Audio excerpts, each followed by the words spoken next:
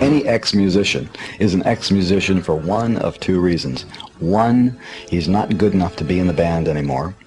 Or two, he had a career opportunity that led him to resign his post, for which there are probably 30 people waiting for his job.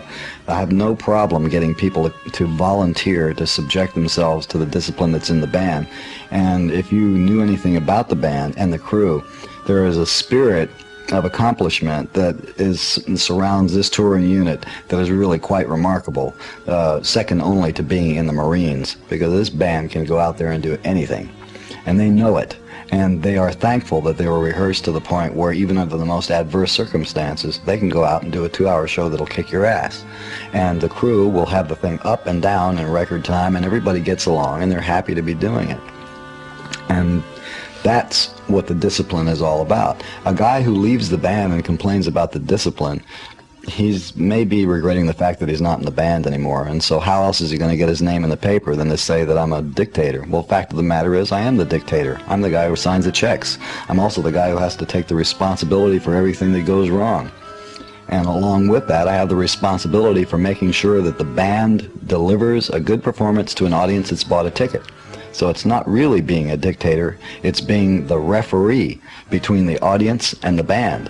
The audience buys a ticket, I say, okay band, you have to do this, and these people want it good, so give it to them good. And if they don't do it well, they either have to improve themselves or they go. The word in the band is, will that be an aisle or a window? Which means your ticket back to Los Angeles is right over here. And everybody knows that. And I've sent 2 guys home already from this tour. But see, the people that find that baffling would be people who have like a union mentality. You know, the union mentality means that too many people do too little work for too much money and then go on strike in order to get more days off. And there are a lot of people like this in the world who think that that's the way things ought to be. My attitude is this: I pay money to have a service performed for me on behalf of an audience that pays money to have a service performed for them.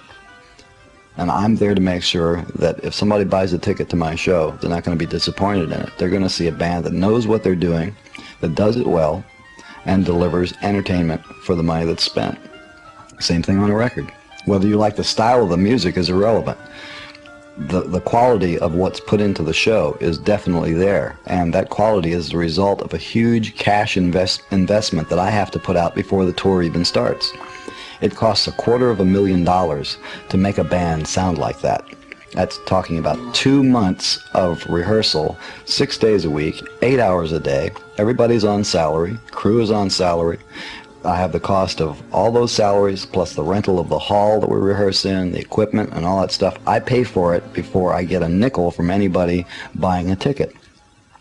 There's not too many groups that will take that kind of a risk, and not too many groups that have one man in the group who takes that financial risk himself. And that's the way I do my business. So if there's something wrong with that, then let me know.